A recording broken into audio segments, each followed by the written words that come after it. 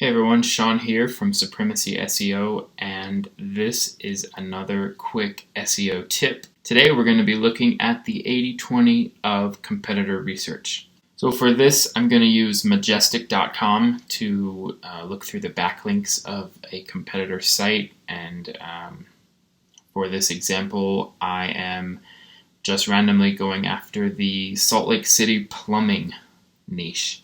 So I found a site that is doing really well in the SERPs. I'm going to put it here, and we're going to go through how to get the backlinks, how to sort them, and how to quickly decide which ones to look at, to research and go after.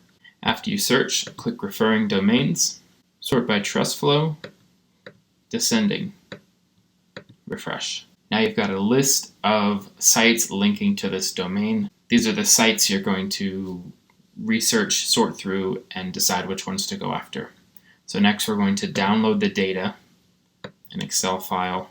When you open the download, there's going to be a lot of information, and the easiest way to do this is to keep the column with the domains and the column with the trust flow. So now that we've sorted everything, we have a column with the domains and a column with the trust flow. And I've sorted it by trust flow descending again, so I can see what are the most powerful domains. So the first thing I'm going to do is get rid of everything below 20. Why below 20? That's just my own personal preference. I am not interested in spending time going after sites that have less than 20 trust flow. Next, I'm going to go through and delete anything obvious, such as YouTube or Blogspot, that I'm already aware of. Maybe I've already got a link to it, or I'd have to start my own YouTube channel in order to get a link. So I'm going to go through and delete everything that's obvious that I either have a link to or would require too much work to get a link. So now you can see we're down to 32. We originally started with 81. The next thing I'm going to do is go through and delete anything I know I couldn't get a link to. For instance, Groupon,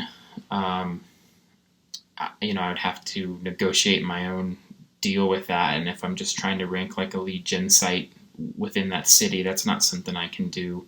The Salt Lake Tribune newspaper, short of having them write a story about me, I probably couldn't get a good link there. So I'm going to go through and delete anything like that. Yellow Pages is another one.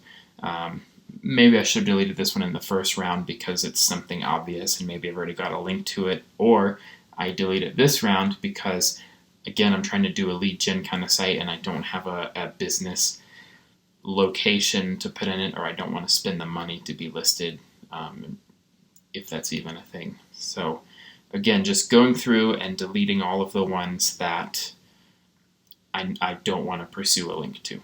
Now I'm going to go through and delete anything that looks super spammy, like I've never heard of it, or it has a terrible URL with dashes or numbers. There aren't a lot of those going on here, but that's the last thing I'm going to do, is go through and delete anything that just kind of looks bad that I don't want to pursue. So there we go. I've taken the list of 81 and in a couple minutes have reduced it down to 22 domains that I could look at in pursuit of getting a link to. You see I have a lot of ones that are relevant to my niche or relevant to my location. Here's another relevant one, another relevant one. These couples I'm unsure of, but I'm going to check out just to see if it might be a good fit, because it has a trust flow above the number I want to look at, and I'm not familiar with the site. Alright, thanks for watching. I hope that was helpful. Be sure to subscribe if you have not, and tune in next week for another quick SEO tip.